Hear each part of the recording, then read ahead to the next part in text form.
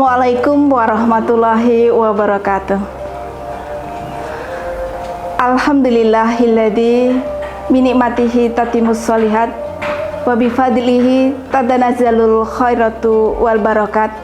Allahumma sholli ala sayyidina Muhammad wa ala alihi sayyidina Muhammad. Pemirsa Cahaya Ramadan Sorot Media yang dirahmati Allah, alhamdulillah segala puji kita haturkan kehadirat Allah Rabbul Izzati, Sang Maha Ghafur, Sang Maha Syukur, yang padanya kita senantiasa panjatkan puja dan puji syukur. Jika toh seluruh lautan di muka bumi menjadi tinta, pohon-pohon menjadi pena, dan daun-daunan menjadi kertas, maka tak akan cukup untuk menuliskan betapa berlimpahnya rahmat Allah kepada kita semua. Patut kita syukuri juga nikmat iman, nikmat Islam, nikmat sehat, juga dipertemukannya kita kembali dengan bulan Ramadan yang suci di tahun 1446 Hijriah ini.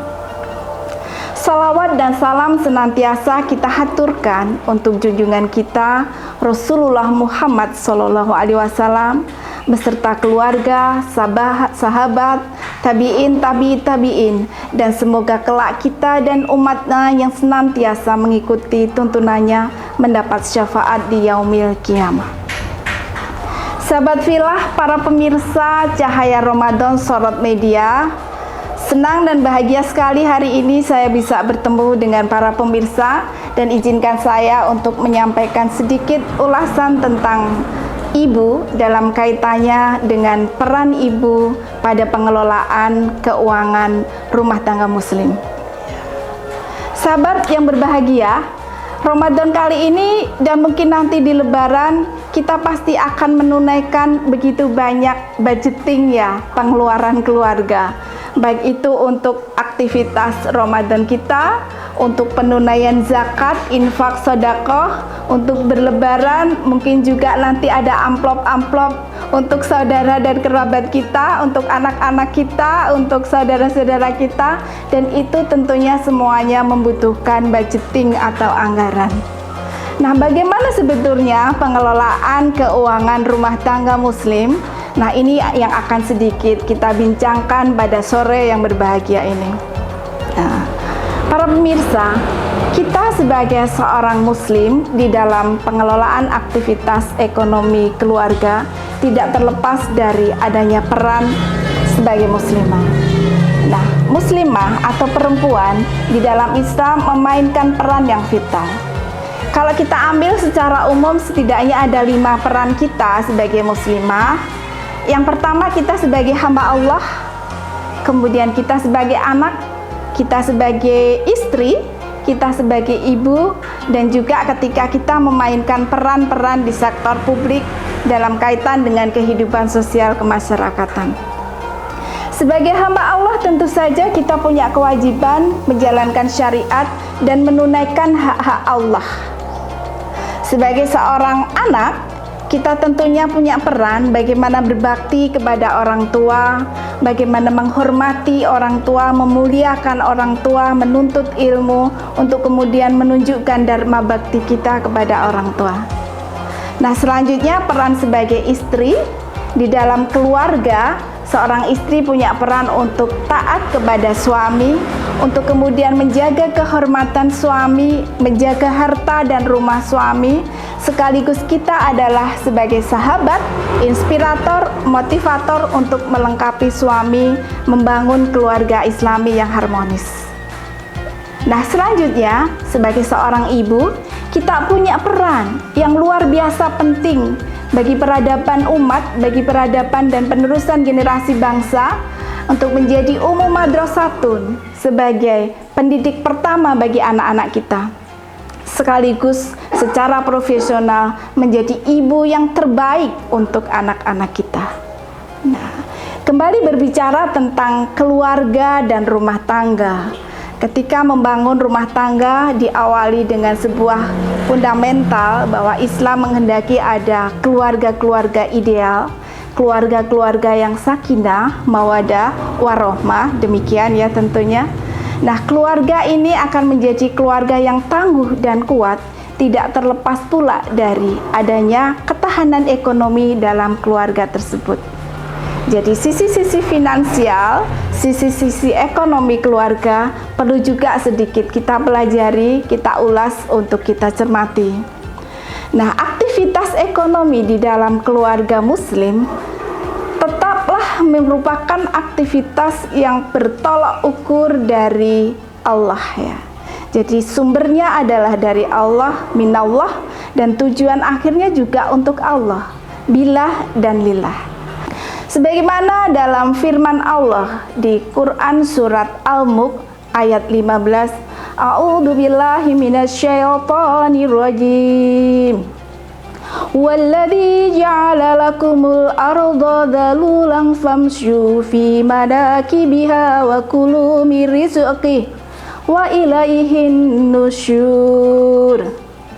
Dialah yang menjadikan bumi ini mudah bagimu, maka bertebaranlah di seluruh penjurunya, makanlah sebagian rizki darinya, dan hanya kepadanya lah kamu kembali kelak ketika dibangkitkan. Nah, dari dasar ayat ini jelas bagi kita bahwa kita memang diberikan oleh Allah keluasan potensi kesempatan untuk mencari ikhtiar rizki dari Allah. Nah, ikhtiar ini nanti yang kita kelola di dalam rumah tangga kita. Lalu bagaimana kiat pengelolaan rumah tangga muslim? Nah, yang pertama nih ya, pemirsa Cahaya Ramadan Sorot Media, yang pertama prinsip utamanya adalah bahwa kita di dalam Islam itu sangat dihargai adanya kepemilikan terhadap harta. Artinya bahwa Islam memberikan penghargaan kepada seseorang atas kepemilikan hartanya. Nah, kemudian sesuai dengan batasan syariat juga ada ilmu-ilmu muamalah, ilmu-ilmu fikih yang mengatur tentang ekonomi keluarga ini. Banyak termaktub di dalam Quran surat Al-Baqarah, Quran surat An-Nur, Quran surat At-Talaq maupun juga Al-Ahzab dan At-Tariq, juga di dalam hadis-hadis Nabi. Ya, pada prinsipnya ketika terjadi perpindahan ya kepemilikan harta di dalam keluarga muslim, baik dari orang tua ke anak, dari anak ke orang tua, dari suami ke istri, maupun dari istri ke suami, itu sudah ada tuntunannya. Dari orang tua ke anak, kemudian dari suami ke istri, atau dari anak ke orang tua, bisa berupa nafkah, bisa berupa hibah atau hadiah, dan bisa pula berupa warisan. Sedangkan kalau istri ke suami bisa berupa hibah atau hadiah maupun juga warisan. Nah, selanjutnya pengelolaan harta di keluarga ini secara khusus bisa kita cari pula kiatnya agar kita bisa mendapatkan keluarga yang harmonis tadi. Ibu dan Bapak pemirsa Cahaya Ramadan Sorot Media yang berbahagia, saya sampaikan di sini bahwa fondasi untuk membangun fundamental pengelolaan ekonomi keluarga diawali pada saat awal berumah tangga. Jadi di awal-awal berumah tangga sudah bisa kemudian disepakati pola-pola seperti apa yang akan digunakan dalam pengelolaan keuangan keluarga ini. Nah, kalau awal berumah tangga mungkin ya sahabat-sahabat para pemirsa Cahaya Ramadan yang masih muda-muda nih ya, yang masih muda-muda kemudian berkeluarga, itu baru berpikir tentang aku dan kamu gitu ya. Jadi baru berpikir tentang dua saja, suami dan istri, kebutuhan finansialnya baru itu. Tapi seiring waktu akan mulai berkembang, kita mulai punya anak, kebutuhannya makin banyak begitu ya. Jadi tidak lagi seperti awal-awal, sehingga seiring waktu kebutuhan keluarga pun juga semakin bertambah adanya. Nah, ini yang kemudian perlu dikelola, perlu dimanage. Kunci dari pengelolaan keuangan rumah tangga adalah fokus, ketelitian, dan kecermatan. Nah, Lalu berikutnya, langkah-langkah apa yang bisa kita gunakan, bisa kita ikhtiarkan, upayakan dalam pengelolaan keuangan keluarga ini? Nah, saya akan mengambil beberapa poin untuk menjadi bahan belajar kita bersama gitu ya, terutama juga bahan belajar saya sendiri tentunya, belajar menjadi manajer keluarga yang paling top gitu ya. Ya sahabat sekalian ya, para pemirsa Cahaya Ramadan Sorot Media. Nah, yang pertama yang bisa kita lakukan adalah menentukan tujuan terlebih dahulu dalam perencanaan keuangan rumah tangga muslim. Nah, tujuan ini ada dua. Yang pertama tujuan jangka pendek dan yang kedua tujuan jangka panjang. Nah, dalam jangka pendek kita membuat tujuan untuk pemenuhan kebutuhan sehari-hari, pemenuhan untuk kebutuhan mendasar, sandang, pangan, papan, itu wajib untuk kita penuhi agar keluarga kita bisa dikatakan layak hidup begitu ya, layak hidup, sejahtera dan tentunya produktif. Ya, keluarga yang produktif itu ketika kebutuhan dasarnya sudah tercukupi. Nah, yang kedua adalah tujuan jangka panjang. Nah, tujuan jangka panjang dalam perencanaan keuangan rumah tangga untuk memenuhi hal-hal yang sifatnya kita butuhkan untuk masa-masa depan kita. Seperti contohnya, ya kalau awal rumah tangga baru berdua mungkin bisa ikut villa mertua indah begitu ya. Tapi kalau kita sudah seiring waktu kan ada keinginan untuk membangun rumah sendiri. Nah, itu perencanaan masa depan yang perlu dibangun.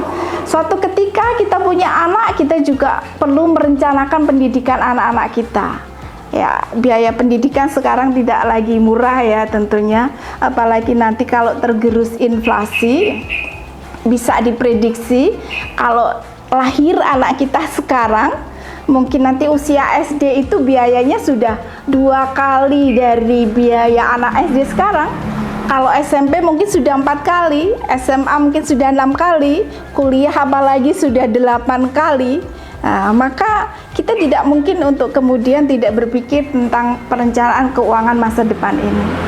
Ya, termasuk juga ketika kita merencanakan untuk ibadah yang lebih lagi seperti ibadah umroh, mungkin juga haji. Apalagi ketika ada yang ingin merencanakan berinvestasi, maka itu juga menjadi tujuan jangka panjang dari perencanaan keuangan keluarga.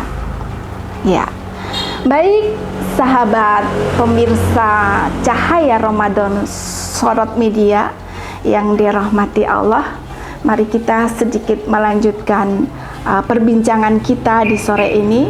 Kalau tadi mungkin ada yang bertanya juga ya, ngapain harus kemudian mikirin masa depan yang sekarang aja belum selesai urusan dengan keuangan gitu ya. Ngapain juga harus yang perencanaan masa depan gitu ya. Jangan lupa bahwa kita juga masa depan, punya masa depan yang lebih jauh dari hanya sekedar 5-10 tahun. Kita nanti bakalan balik pulang kan ya. Pulang bukan sekedar pulang mudik lebaran nih ya, tetapi pulangnya adalah ke kampung akhirat gitu ya. Kampung akhirat itu sebagai tempat mudik terakhirnya kita. Nah, untuk perencanaan ini juga kan, perencanaan keuangan kita juga harus kita tujukan ke arah situ. Kenapa demikian? Karena sebagian harta kita itu sesungguhnya adalah milik dari saudara-saudara kita. Jadi kenapa perlu perencanaan finansial keluarga masa depan? Karena kita juga ingin ada kebermanfaatan dari keuangan kita. Kita perlu berbagi dengan saudara kita, zakat, infak, sedekah, berbagi untuk masyarakat sekitar kita. Dan kalau kita rencanakan dengan baik, maka kebermanfaatan dari harta kita itu insya Allah akan lebih optimal tercapai. Nah, yang harus dipegang di sini adalah keluarga harus punya kemandirian finansial. Kalau kita mandiri finansial, insya Allah kita akan bisa lebih leluasa berbagi untuk saudara.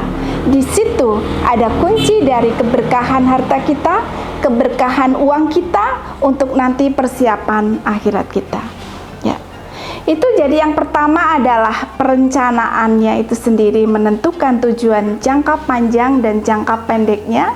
Kemudian yang kedua, perlu bagi kita untuk mulai mencatat. Ya, jadi mencatat ya. Kadang-kadang mungkin ibu-ibu males banget gitu ya. Udah belanja di pasar dapat struk, dah juwel-wel gitu ya. Disimpan aja atau dibuang saja di tempat sampah gitu ya. Seolah-olah itu nggak perlu gitu ya. Nah, kita perlu mulai sekarang ya, kita coba biasakan untuk mencatat. Mencatat baik itu pemasukan kita sekecil apapun itu, juga pengeluaran kita sekecil apapun itu. Kenapa demikian? Coba kita bayangkan ya. Kalau kita tidak punya catatan, maka kita tidak akan punya gambaran. Aku boros enggak sih? Kita boros enggak sih gitu ya. Pengeluaran yang ini sebetulnya penting enggak, yang ini urgent enggak. Nah, pada saat misalnya setahun sekali atau bulanan kita harus menunaikan zakat atau menunaikan juga pajak ya kepada pemerintah, kalau kita punya catatan, maka datanya akan lebih detail. Jadi kita tidak hanya mengira-ira, tapi memang sudah pasti ya akan lebih real penunaian zakat, penunaian pajak yang kita lakukan.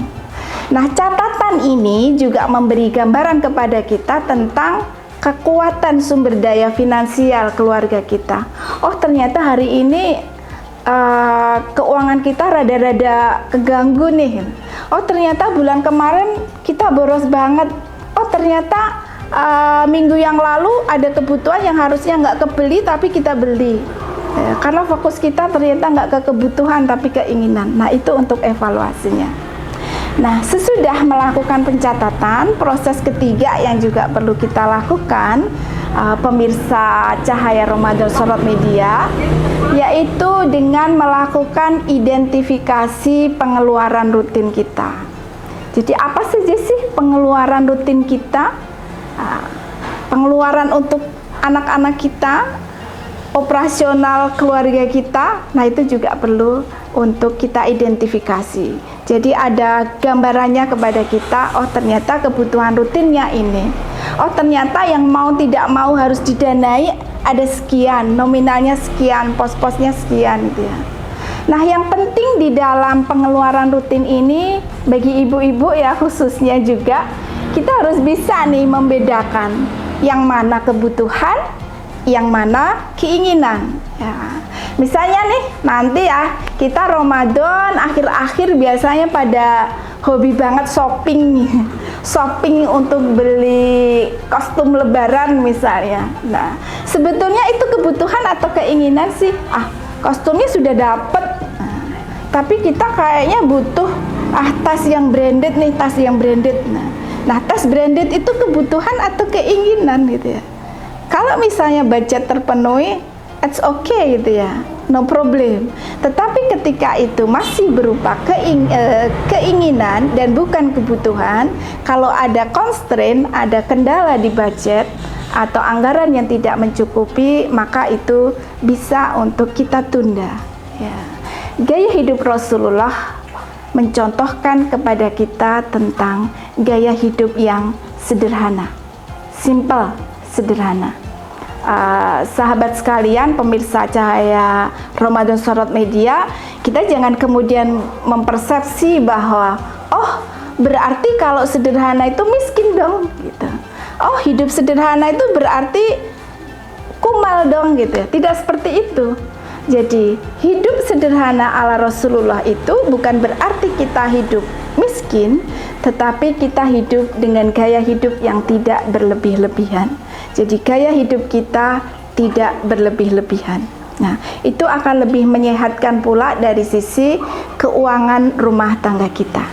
Nah, baik, saya lanjutkan sedikit. Kalau tadi sudah identifikasi, maka langkah keempat yang ini urgent juga untuk menjadi perhatian bersama kita adalah ketika kita menyusun budgeting, penganggaran, perencanaan, baik itu bulanan atau biasanya juga tahunan. Nah, apa sih bedanya gitu ya budgetingnya keluarga muslim dengan yang lain gitu. Nah, saya ingin menguatkan bahwa ketika kita melakukan budgeting, maka pos-pos prioritas kembali kita tujukan pada pos-pos utama dalam rangka kewajiban kita sebagai seorang hamba. Jadi seberapapun pendapatan kita, ketika ada penghasilan, ketika ada pendapatan, dalam budgeting yang pertama harus ditunaikan sebagai prioritas adalah sis ya, atau zakat, infak, dan sedekah. Paling penting di sini ketika zakat itu sudah menjadi kewajiban kita. Baik zakat fitrah, nanti kita tunaikan juga di Ramadan ini, maupun juga zakat mal ketika sudah mencapai nisab ya, ketika kita memang sudah menurut perhitungan syariatnya sudah harus mengeluarkan. Nah, itu yang pertama, pos pertama dalam budgeting keluarga muslim. Nah, pos yang kedua adalah penunaian hutang atau membayar hutang. Rasulullah menganjurkan kepada kita untuk bersegera membayar hutang. Jadi sesudah kita poskan untuk sis, berikutnya kita poskan untuk membayar atau mengangsur ya hutang kita. Nah, tidak kemudian dibalik nanti bayar hutangnya kalau udah cukup untuk kehidupan sehari-hari, tidak seperti itu. Tapi itu harus prioritas. Nah, kemudian yang ketiga berikutnya adalah untuk tabungan dan investasi. Nah, jadi pemirsa Cahaya Ramadan Sorot Media yang berbahagia, menabung itu di awal ya. Jadi menabung itu bukan sisa-sisa uang konsumsi yang masih ada di dompet di akhir bulan, tidak begitu. Tetapi menabung itu di awal. Kita bisa alokasikan misalnya 20% dari pemasukan kita untuk tabungan. Nah, tabungan kalau sudah besar bisa kemudian kita investasikan. Nah, tabungan ini juga mengikuti cara-cara tuntunan Rasulullah. Ada dalam hadis yang disebutkan bahwa Rasulullah menyukai juga orang yang menyisihkan sebagian hartanya untuk menjaga dirinya agar tidak miskin nantinya. Jadi menabung itu perlu, termasuk menabung untuk dana cadangan. Kita tidak tahu apa nanti yang akan terjadi, maka dana cadangan juga diperlukan. Nah, sesudah 3 pos ini, nah yang keempat nih baru kita masuk ke konsumsi atau kebutuhan rumah tangga. Jadi ketika ternyata hanya tinggal tersisa nih 50% dari penghasilan untuk konsumsi, maka ini yang kalau bahasa Jawanya itu dikiak-kiok gitu ya. Kalau tinggal tersisa 30% dari penghasilan bulan itu, ya bagaimana dikiak-kiok, dikelola agar ya konsumsi kita memang dibatasi oleh pagu dari budget tersebut. Nah, itulah pentingnya mindset kita atur agar bisa membedakan apa itu kebutuhan dan apa itu keinginan. Nah, selanjutnya bagi keluarga muslim dalam pengelolaan ekonomi dan keuangan rumah tangga, kita juga tidak bisa melepaskan adanya komunikasi ya antar pasangan. Suami istri harus terbuka. Berapa cadangan yang mau kita tentukan juga harus terbuka. Termasuk juga kita perlu mengingat penyamaan persepsi bahwa orang yang kaya hakikatnya bukanlah mereka yang berlimpah harta, tapi orang yang kaya dalam konteks perencanaan keuangan keluarga adalah mereka yang mampu lama bertahan dalam gaya hidup yang sama dengan biasanya dia memiliki gaya hidup ketika kondisi keuangannya tengah bangkrut gitu ya. Yang lalu kita sempat mengalami masa Covid, mungkin ada yang kehilangan pekerjaan, kehilangan penghasilan, kondisinya dilalah ya ada musibah sehingga ekonominya tidak bertahan. Nah, berapa lama kita bisa bertahan, itulah sesungguhnya kekayaan kita. Kita kaya ketika kita bisa semakin lama bertahan dalam gaya hidup yang sama. Artinya kalau biasanya makannya dengan telur dan ikan, kita tetap bisa makan dengan telur dan ikan, tidak kemudian banting setir makannya dengan garam aja gitu, tidak seperti itu. Nah, dalam kondisi ini saya ingin mengingatkan juga diri saya sendiri dan pemirsa Cahaya Ramadan Sorot Media sekalian, di dalam Quran surat Al-Hasyr ya, ayat 18, insya Allah Allah mengingatkan kepada kita, ya ayyuhalladzina amanu taqullaha wal tanzur nafsum ma qaddamat liqad, gitu ya. Kita diingatkan untuk menyiapkan masa depan kita. Wattaqullah innallaha khabirum bima ta'malun. Jadi Allah mengingatkan kita untuk kita itu prepare untuk hari esok kita. Dan sesungguhnya Allah itu maha teliti terhadap apa yang kita kerjakan. Nah, karena kita perlu prepare untuk masa depan kita, kembali dalam konteks pengelolaan keuangan rumah tangga muslim, saya mengingatkan satu prinsip nih yang dari dulu mungkin saya ingat dan coba saya terapkan. Satu prinsip agar kita, ada filosofi mengatakan jangan letakkan telur dalam satu keranjang. Ya, kadang-kadang kita kan butuh pengeluaran lebih, atau mungkin dengan penghasilan kita yang tidak terlalu banyak, kita butuh pengeluaran ekstra. Nah, inilah untuk kita bisa punya kesempatan bertahan, jangan letakkan telur dalam satu keranjang. Artinya kalau telur di keranjang yang satu pecah, kita masih punya keranjang yang lain. Nah, dalam konteks keuangan keluarga, kita perlu untuk berapapun, nggak penting ya menghitung berapa digit penghasilan kita, tapi yang penting adalah kita perlu mencari alternatif sumber penghasilan yang berbeda. Jadi tidak tergantung hanya pada satu sumber penghasilan saja.